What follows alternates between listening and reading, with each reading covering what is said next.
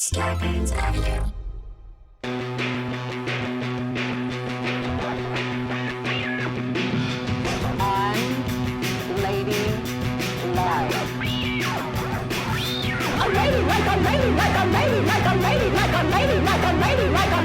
Unladylike.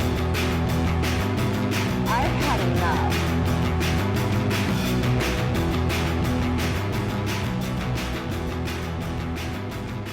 This is Unladylike. I'm Kristen, and it is time for another installment of Ask Unladylike, where we answer listener questions that Bing and ChatGPT, well, they probably could answer, but you know what? I'm going to go ahead and say it. This will be better advice than AI could give, okay? And maybe I should have an advice competition to see if ChatGPT could give better advice. But no, we can't let the robots win. We can't let the robots win. And that is why for this episode, I have called in not one, but two guests to lend their expertise. But first, I want to share a little story, a lovely Nora Ephron rom-com-esque story in response to our last Ask Unladylike Better Off Single. Vicky wrote, I just listened to the Better Off Single podcast and the story of the woman who married her rebound. I also don't think rebounds work for the most part, but I want to share the story of my parents. My mom was married when she met my dad at a friend's party. My dad said to their mutual friend, let me know if she ever gets divorced. I don't know why I gave him a mid-Atlantic accent, but okay. A week or so later, my mom tells the mutual friend that she is getting divorced, not because she met my dad, but because her marriage wasn't working. My parents married 6 months after meeting and just celebrated their 48th wedding anniversary. I asked my mom one time about this because if it had been my friend, I probably would have cautioned her about moving on so quickly after her first marriage ended. My mom's response, I had kissed a lot of frogs and met my prince. So sometimes rebounds do work. Vicky, we love to hear it. Mazel to your parents. And you hear that, friends? Sometimes rebounds do work. They do. And that's the thing about relationships, right? Sometimes they work, sometimes they don't. And a relationship, though, that has worked I know to my benefit as a podcast listener, are today's guests, Kristen Meinzer and Jolenta Greenberg. You know them from their podcast, By the Book. And with our collective experience and know-how, I am confident that we have what it takes to answer our 3 advice questions on deck. One is about a father-in-law who, let's just say he's having a tough time with generational and cultural change. Another one from an unlady who is feeling pressure to change up her appearance at work. And finally, the titular question of this episode from a listener who's concerned about her resting bitch voice. So, unladies, let's get into it.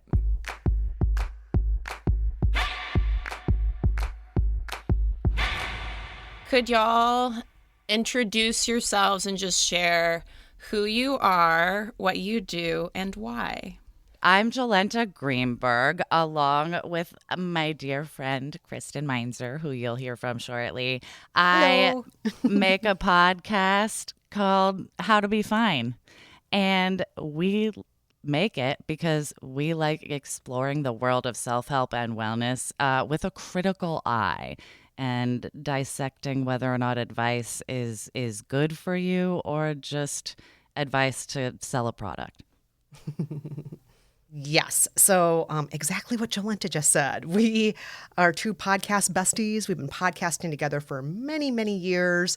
We hosted By the Book, which is probably the show we're best known for many years, where we lived by the rules of self-help books and recorded ourselves so people could hear how these books actually affected our lives and our marriages. And now we have moved on to our new show, How to Be Fine. And on this show, we go even broader beyond self-help books. We talk about cults. We talk about influencers. We talk about wellness trends. We talk about dangerous diets. We talk about all sorts of things that go well beyond self-help books. And then bonus, we also offer advice to people who seek it out. And that's one of the reasons we're so excited to be with you today, Kristen, because we're offering some advice along with you today. Yes. And before we dive into our letters from Unladylike listeners, I am curious what kinds of advice requests y'all tend to get from listeners. Are there any kind of recurrent themes or conundrums that tend to come up over and over again? Definitely. Well, we always get a lot of sort of self-helpy related questions about wellness trends and how to apply them to individual lives. And also, we get a lot of questions about people, I think, feeling behind in life. I feel like that's a common theme we bump up against a lot. Not meeting like certain milestones that we feel are prescribed by like family, society, the world at large. Yeah. And those milestones can be anything from I'm 40 and unmarried to I'm not the dress size I think I should be to, I don't own a house yet. I mean, I think our society is set up around the idea that we're never meeting expectations so that we buy more things, right? So that we feel worse about ourselves. And so many of those expectations bring people to self-help, and they bring people to us with their questions. So how are y'all feeling? Are y'all ready to dive into some advice? Oh, so excited. Ready. Okay, here we go. All right, so for our first question, it is a bit of a long one, but I went back through and there are just details that cannot be spared. So buckle up for this one. It is layered. And to anonymize our letter writers today, could y'all just either of you just like pick a name for this first letter writer? How about Daria? She was a cartoon Daria. character I once liked. Yeah. Okay, Daria. All right, here we go. Perfect. So the subject line of Daria's email was how to tell your father-in-law that he isn't a pervert, but he's acting pervy. Oof. So just Wow. Wow. Yeah. That's a zinger. Yeah. Wow. Says So so here much. we go. I know. Daria writes, I'm still working out how to frame this because I'm not exactly sure what the main issue is. But I'll go ahead and tell the story. In part, I'm also writing because my therapist says that writing things out helps process issues instead of just floating around in my anxiety brain. My sister-in-law just had a baby, and my father-in-law has not been able to see her too often because of the pandemic. Upon seeing her, he said, "Hi, daughter, how beautiful you look. You look so great, so skinny." She told him she didn't want him to comment on her physical appearance, and he was kind of surprised, but left it at that. The next time they saw each other, he had no idea how to greet her. Instead, he said, "Hi, daughter," pause. "Your eyes," pause. Motion in for a hug, she puts in parentheses. He then stood frozen, not knowing what to say. I mentioned to my husband that his dad has always commented on my physical appearance as well whenever he greets me, usually saying, "Hi, gorgeous," "Hi, beautiful," etc., never commenting on my weight, but I never really thought twice about it. I told him that I did think it was weird that his dad would lean in to give me a kiss on the cheek, but he would be uncomfortably close to my mouth. I thought this was the end of the story, but here we are a few weeks later having dinner with my in-laws when my father-in-law brings up that he's unsure how to approach his daughter anymore. My husband immediately shuts him down, telling him to conform to the New World Order and to just stop commenting on any physical appearance of the women in his life. My father-in-law sits confused at the hostility, since this is the first time he's brought this topic up with us. My husband continues to tell him that he needs to not use the word beautiful and not comment on his wife or anyone else. My father-in-law gets defensive and says that it comes from a good place, that he's trying to express his love, that he's not ogling anyone. My husband exclaims he's just going to need to change his behavior. My husband then erupts to tell him that he also doesn't need to kiss his wife, that it is not necessary. He can kiss his son or his friends, but not his wife.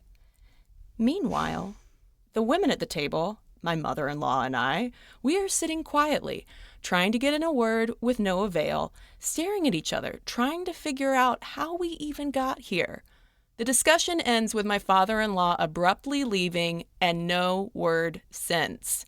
It's been days. For some background, I am part of the fortunate few who gets along well with my in-laws and will not hesitate to express my feelings. I'm not an overly nice person, but I'm respectful. I speak my mind, and I think they appreciate the honesty. Originally, they called me sassy or spicy, but since our years together, I explained that it's not okay to call a Latina woman spicy solely for speaking up and having an opinion. I've also explained to them that I am not offended for them doing so for years, but that I am learning how to communicate my boundaries too. After all of this, I am left confused because 1, I do not know how to approach my father-in-law the next time I see him. 2, I wasn't even the one who brought up this conversation, yet it is about me. 3, I am both mad at and proud of my husband for trying to bring up a sticky subject with his father, yet I don't agree with how he went about it or if he truly understood the point. 4, I can speak for myself, so I don't need my husband to communicate my feelings. 5, via my mother-in-law, we heard that my father-in-law thinks he is seen as a pervert, yet no one said anything like that. It's not my job to protect men's fragile ego, and it's not fair to hold the burden of educating them. Despite this, I want them to learn. And if not me, or our daughter, or sister, or wife, then who will teach them of their indiscretions? I love this letter so much. Oh my gosh. I love it. And I everything. feel like a lot of people listening right now can relate to this because they have somebody who was brought up perhaps in a generation where the greatest thing you could do was compliment a woman on what she looked like. A woman's greatest value was her appearance. And to compliment her on that is actually the generous thing to do. And you know, we don't live in that era anymore, but in another era, that really was the be-all, end-all. There is nothing better you could have said to my Nana than to say she was beautiful. We didn't need to say she was smart. We didn't need to say that she was fun. We needed to say she was beautiful, and that's all she wanted to hear. And that's, you know, that's a sign of those times. And every time changes, right? What's acceptable now is different now than what was acceptable 5, 10, 50 years ago, right? So... Right. I want to say that. I don't want to dominate all of this, though, but I do want to say I think a lot of us can relate to that. And Jolenta, I want you to jump in with initial response, though, too. Oh, my so gosh. It's not just I me. have so many thoughts. Like, my first instinct is, like, part of me wants to tell Daria, like, the next time you see your father-in-law, just give him, like, a nice kiss on the cheek too close to his mouth and be like, you're looking beautiful, so skinny. Like, as a joke, maybe just, like, a nice icebreaker. I do feel like violating the boundaries that, like, you want set isn't the best way to, like, go about things, but it would be funny. But, like, in teaching children, I have found, like, the easiest way to sort of work with people sort of hung up on an issue is to try and, like, redirect it. You may not ever be able to get through to them on that issue fully. They may not fully ever understand where you're coming from because their context is just so different because they came up in a culture where that was, like, the nicest thing to say. And I have found just trying to get people who feel uncomfortable to instead of making statements, inquire about the person they're with and just, like, making a suggestion of, like, hey, if you're worried about offending people, the easiest way to not do it is to be like, how are you doing? What's going on with you? Figure out where they're at, and then you can usually gauge much easier, like, what would offend them or not. Yeah. I want to also say something. I think that's good advice, Jolenta, to ask about how people are rather than ask what they look like. We don't need to focus on Yeah, or that. like make statements about that. Like, yeah. Yeah. To also maybe talk about how do you greet men usually? And, what would you do to Ooh, your yeah. bro if you Very ran good way into to your put it. pastor in the street who may be a man? I know some pastors are women, but let's be real. A lot of When the you run into religious... your son-in-law, do you kiss him Yeah. the same way? Like, Yeah. But, a lot of the men you run into, you probably greet in a different way. How would you greet those men? And maybe try doing that with your daughter-in-law, with other women. But another thing I want to say here is I really am happy that your husband spoke up. And here's why. Not because he's a man and because you're a woman, but because this is his father and it's his job to speak up. This isn't about him saying, oh, you're a woman, you can't speak up for yourself. It's not him being a white knight here. He's actually doing the job of somebody who is the relation of the person who's behaving in a way that's questionable. That is his job. And so, for example, in my family, if one of my family members was doing something that made my husband uncomfortable, it's not my husband's job to broach the conversation with my relatives. It's mine. So what your Right. husband did, I would encourage you to reframe that in your mind of he's not seeing you as incapable of standing up for yourself. He's doing what is appropriate based on who's related to whom here. So thank you, husband. And maybe he didn't do it in the best way. So maybe the best place to start is actually to start with your husband and say, I so appreciate you speaking up. These are things that maybe we can do if we're going to talk to your dad again that might work better with him. But I really appreciate you being on the right side of things here. I do appreciate you being the ambassador to your family. I really appreciate all of that because it is what a lot of people won't do, but they should do. If it's your family member misbehaving, talk to that family member. Right. So I appreciate that you did that. Maybe there's another way we can sit down and talk with him about it, or I can talk to your dad in a different way. And that way everybody's on the same page. It's not like you're whispering behind your husband's back like, oh, father-in-law, I'm sorry, my husband was really overreacting. Like, no one's whispering behind anyone's back here. Everyone can be on the same page and talk to each other about like, how can we do this better? Everyone is coming from the best place they think they're coming from. Father-in-law thinks he's giving the best kind of compliment. Son is giving some advice and some outrage that he thinks is necessary. Everyone's doing the best they can here. Let's just find a better way to do the best we can here. Yeah, and I think that as far as the kind of next conversations and the next time they see them, my instinct is like, Daria, maybe see if your husband wants to have like a one-on-one with your dad. Like maybe he can go over and address the, sort of this outburst at the table where things kind of went sideways and kind of mend that whatever hurt might have happened in the moment there. And also, I mean, speaking from kind of personal experience of times that I have, oh my God, I mean, I've definitely had my moments of outrage, similar outrage with my own boomer father at dinner tables, on the couch, in cars. everywhere.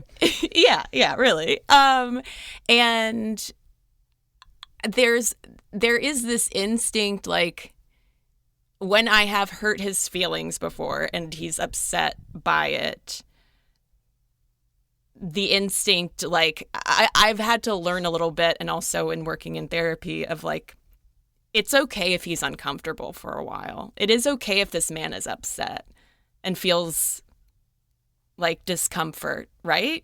Like, Right. Not to Totally. say that his feelings are invalid, but I don't know that everyone has to drop everything just to make sure that he feels okay. Like, maybe let him think about it for a little bit too. Yeah. It is an Yeah. uncomfortable topic. It is. But Kristen, you did get to something there that I also think is important that we just put a finer point on. I'm not sure if you guys have heard the saying, praise publicly, scold privately. Scolding somebody in front of the whole dinner table is painful for any of us. Nobody wants to be chastised in front of a whole group of people. And so, there are some levels of discomfort here that are understandably uncomfortable for anyone. And there are some levels of discomfort here that are because he knows that he needs to change and doesn't quite understand how to do it. So there's two different things going on here. So I would apologize for the former and then, maybe be okay with the latter. Maybe he's going to be a little bit uncomfortable with the latter. Yeah, especially in these kinds of in the moment, everyday situations where it's like life gets messy and it's going to things are going to spill over at some point, probably. It's like an ally is an ally sometimes, even if that ally's also maybe laying down some of your own personal boundaries for you. Yeah. And I will say, Daria, this family is lucky to have you. Yeah, for real. You're working on yourself. You're asking the important questions. And you're not I have a hasty feeling to judge or like cut people off or anything. And like you seem very giving and caring. So yeah, the fact that you all get along so well, that already puts you head and shoulders above most families. Yeah.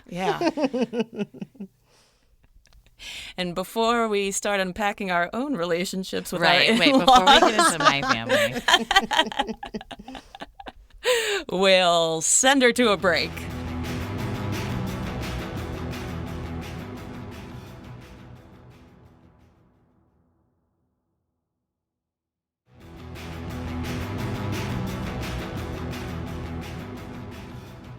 So for question number 2, let's pop into the workplace, shall we? I am curious, before we get into the question, have either of you ever felt pressured or even required to doll up at work? Doll up is a very imprecise way to put it. Just kind of like, more going to more effort to do like hair, makeup, clothes, outfits. Oh, I've been sent home from work Yes. for not dressing appropriately. And I also got turned down for a TV job because they said I wasn't pretty enough to be on TV. I've had things like that happen. Does that count? I don't know if that's the same thing. I think it counts. One time I was a front desk worker / box office worker at a prominent enough off-Broadway theater company, and just got in a staff meeting for all the desk and box office workers, remember, you guys are the face of the theater company when people come. So please no more pajamas and maybe a stitch of makeup. I mean, maybe the no pajamas I can get. I was going to say that also makes sense. Yeah, you might be behind a desk and through glass, but sometimes people can tell. At least not the pajama top, Right. If Bottoms you're go wild. Whatever you want.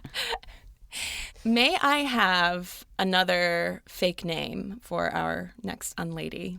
Oh, I feel like Kristen's better at this. Can I name have the one? next person Francis to name it after Jolenta's dog, Frank?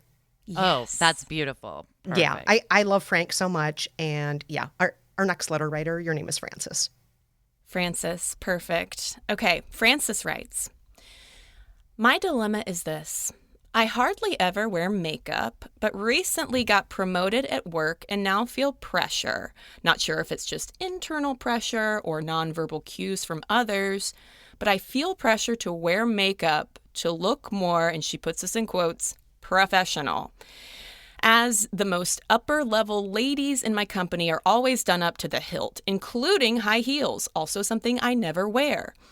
I'm having a battle with myself as I want to look professional, but don't think I should have to wear makeup or heels to achieve this as my male counterparts do not. Any advice or insight you can give would be appreciated. So Frances has a promotion. Right. And is feeling like she needs to step up her looks game. I feel like I've seen a lot of friends dealing with this as we grow older and as everyone around them realize how amazing they are and how many promotions they deserve. And a lot of them, maybe in their younger years would have identified as tomboy or not dressing as stereotypically super femme. And it's been a weird negotiation because there is some sort of like level of dress and made upness that is like almost inherently expected, even if no one says it, because enough of the people around you at your company and at the other companies you're dealing with are all sort of conforming to this. And my first tip is just a button-down shirt, even if it's oversized, like always looks sharp, and you can pair it with some like nice sneakers and it always looks like relatively professional. And also lots of black stuff always looks professional. Like your comfy pants in black look a lot more professional than like in, heather gray. At least mine do. And also, like, don't be afraid of making not wearing makeup and not wearing high heels, like, your look. Like, you can be sort of bold with it. You can get some, like, flashier non-heels, like nice sneakers or whatever you're into. And just make that your look the way some women who are executives make, like, a strong red lip their look. I am now imagining Frances like bulldozing into the office in a sharp, button down and those LA light up, LA gear shoes. Y'all remember those? Light up when you walk. Really making a statement. Yes. I want like lightning coming from those sneakers. Yeah, I second everything Jolenta's saying, and also just want to add at one point on By the Book, Jolenta and I lived by a book called The Curated Closet, and some of the steps in there might be really useful for you, Frances. Look in media, in pop culture, in catalogs, online. What looks really jump out at you?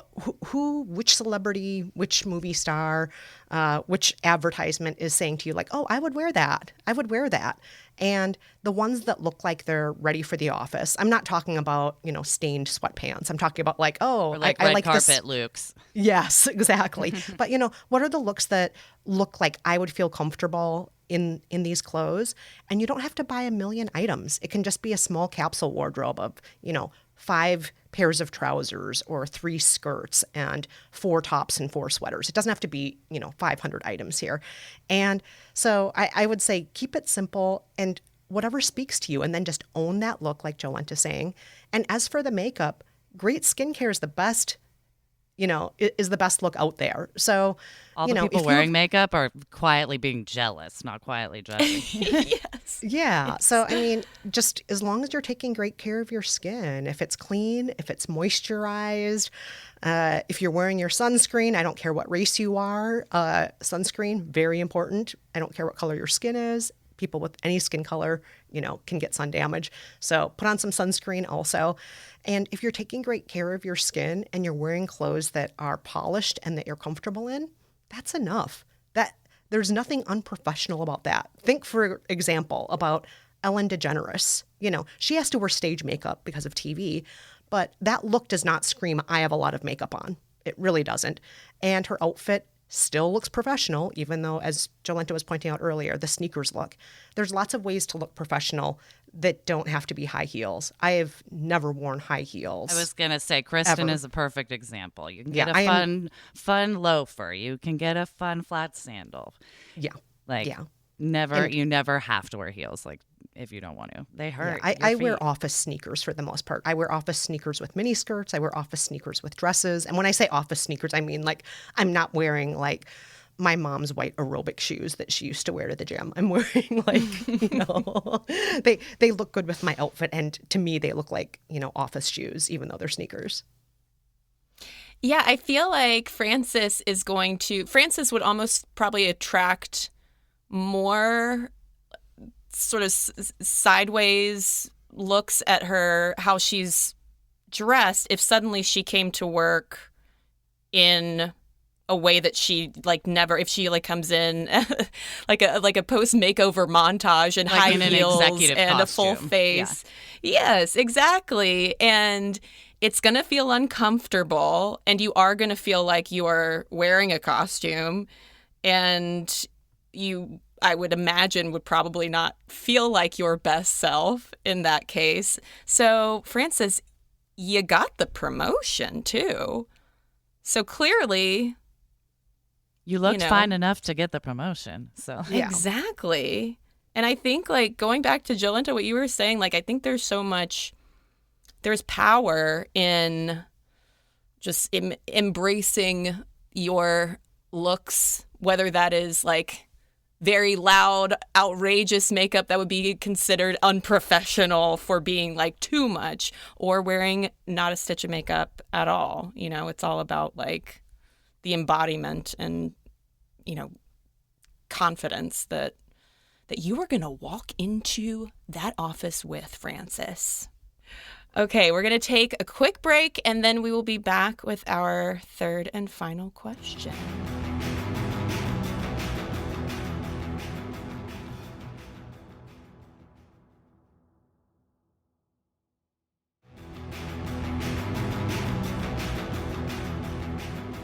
Okay, friends, our final question centers on something that I know all of us have experience with, and that is dealing with the sound of our own voices.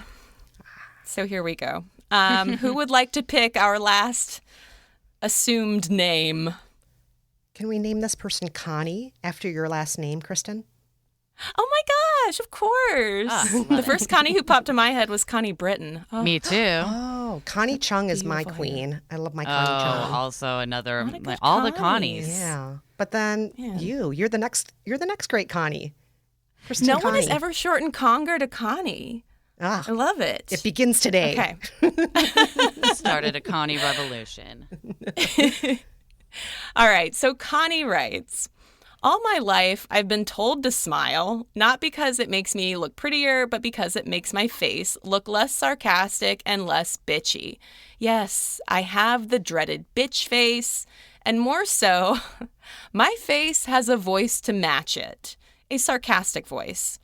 I really started noticing this when I started in the workforce as a teenager, when supervisors and managers kept telling me I needed to sound and look friendlier. I did/still do work in customer service, and I did smile to seem friendlier and raise my voice to sound more polite. But in all my jobs, none of this has ever been required of my male coworkers. Of course not, Connie. Of course not.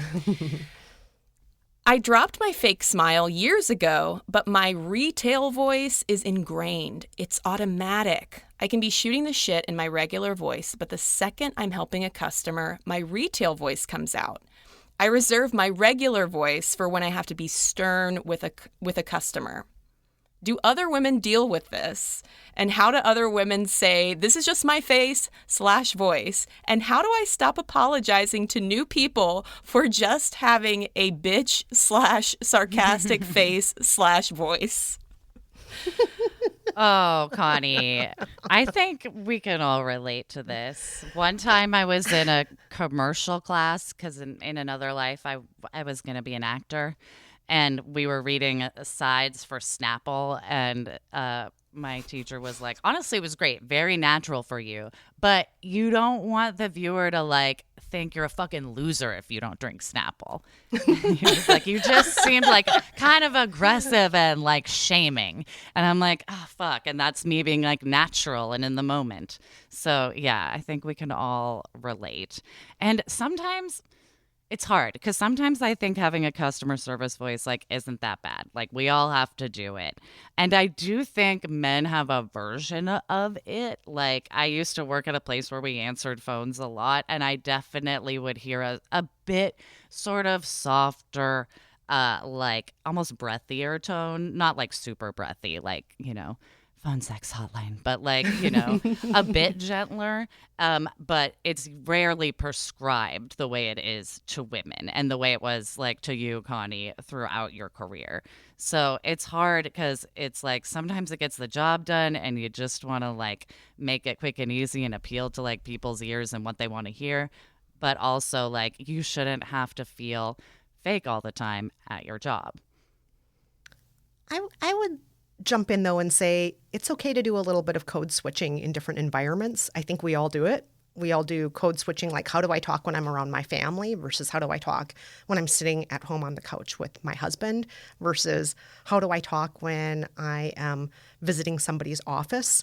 And it's okay to switch tones sometimes. And you know, if you have now naturally just gotten to the point where when you're doing customer service, you use your customer service voice and that's what's natural for you, that's fine. You don't have to change that. You can totally, if that's what you do now, if that's what you've trained yourself to do, that's totally fine. You don't have to change it back. Don't go through all of these hoops to try and change this thing that is now part of your MO. Go ahead, just own it. Like, yeah, that's my work voice. That's the way it is. Just like when I was a professor back in the day, a million lifetimes ago, like I had my professor voice and that's fine. It doesn't mean I was less Kristen Meinzer. It just meant I'm at work right now. I'm in front of a class and that's totally fine. Right. So I would say it's okay to own that. And yeah, I would also, though, empathize a bit because I do think that women, we do get policed a lot for a lot of things. Whether it's how we look or how we sound. And I'm on the opposite end of things where I've definitely had bosses talk to me, one in particular who said she just didn't trust that I took things seriously enough. Nothing seemed like pressing or urgent enough. And why? It's because I have resting jolly face. I don't have resting bitch face. She's like too happy and people will be like, we need this now. And she'll be like, okie doke. And we're like, why don't aren't you see the freaking out urgency too? of this? Yeah. And you're like, and it's like, I guess she's running. So like she gets it. Just like. Yeah. And because that breezy, jolly, you know, thing that I exude and that I have on my face, you know, looks so relaxed. Some people haven't even noticed. It's like, oh, Kristen's actually producing 6 podcasts today while her coworker, who looks like he is stressed out of his fucking mind, does 1 podcast a week that he's producing. This is like a real example from life where it's like my boss just kept putting more and more work on me. And it's like, because this guy acts anxious all the time and I'm acting like, okay.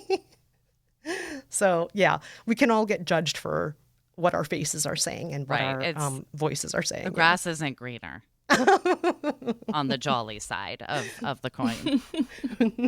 And I think like outside of work though, if Connie is maybe hanging out with people or meeting new people and someone says like, oh, you know, you have a resting bitch voice, I don't know what might be a good response. I would just say, yeah, it matches my resting bitch face and heart. I'd say, yeah, you just got to own it. And like, it's hard. I think also something Connie is speaking to is almost like the resentment of the customer service voice of like, it gets the job done, but also you feel like forced into it. And it's just sort of a balancing act of like sort of letting yourself off the hook because like you're getting the job done in the most frictionless way possible, most likely. So like you don't need to beat yourself up just because it's also something that like, you know, someone sexist like told you to do. Yeah. Yeah, I will say that after over a decade podcasting, I have fully accepted that a lot of times if you are a woman who has a voice and that voice is heard by others, at some point someone is going to criticize that voice. Oh yeah. And right. you know, you can't win if you're a woman with a voice. Yeah. And like, I don't know if worst. you've gotten this. I don't know if you've gotten this. Like, we've gotten like too much vocal fry, too much Minnesota accent.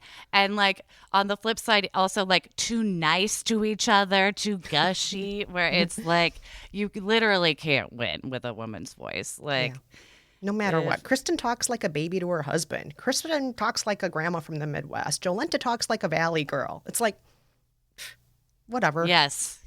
Those are all statements about how we speak. Like, yes, we're just women talking. It. Yeah.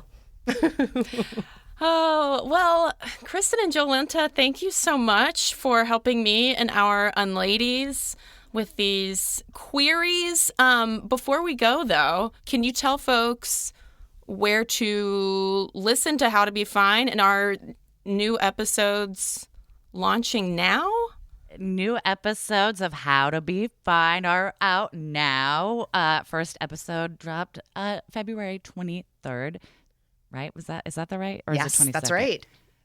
February 23rd. So go listen wherever you get your podcasts. Just search How to Be Fine. And we're at How to Be Fine Pod on Instagram and Twitter as well. Unladies, thank you so much for sending in your questions and advice requests. And please, if you have any advice to add to what we've been talking about today, by all means, hello@unladylike.co is where you can send that. You can also DM me on Instagram at Unladylike Media. You can also follow Unladylike on Twitter and TikTok at Unladylike Media. And if you appreciate Unladylike and want to support its podcasting future, please consider becoming an Unladylike patron. Head to patreon.com/unladylikemedia, and for $5 a month, you get ad-free bonus episodes every single week, uncut interviews with some of our featured guests, and all of the gratitude in my heart. Patreon.com/unladylikemedia. Unladylike is a Starburns audio production, executive produced, hosted, and written by me, Kristen Conger. Aristotle Acevedo is our senior producer and engineer. Catherine Caligori is our associate producer. Music is by Flamingo Shadow, Amit May Cohen, and Sarah Tudson.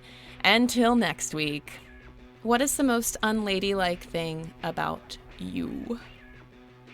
Oh, I remember my answer last time we were on the show. And my answer last time was there was nothing unladylike about me because a lady can do whatever the fuck she wants, and I do it. So Right. that's what I said last time, and I don't know if I should give the same answer this time or if I should shake it up. I mean, would it be boring to give the same answer? It's good. I feel like,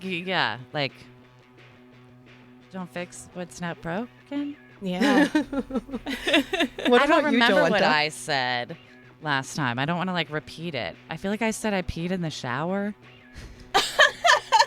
If you did, I don't remember that. I'm very pro peeing in the shower. Maybe Everyone I should didn't, do it. but I love. Saves I'm all water. for peeing in the shower, and it's just like, it's my time to shine. It's my time to stand and pee.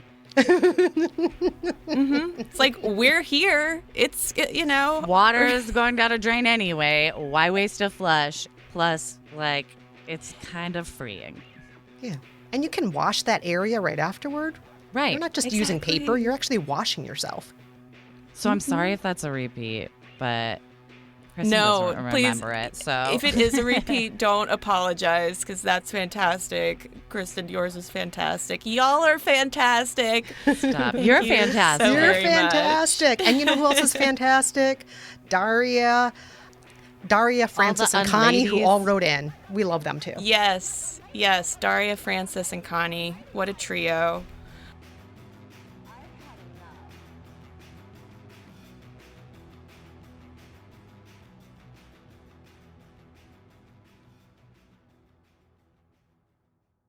Starburns Audio, a podcast network.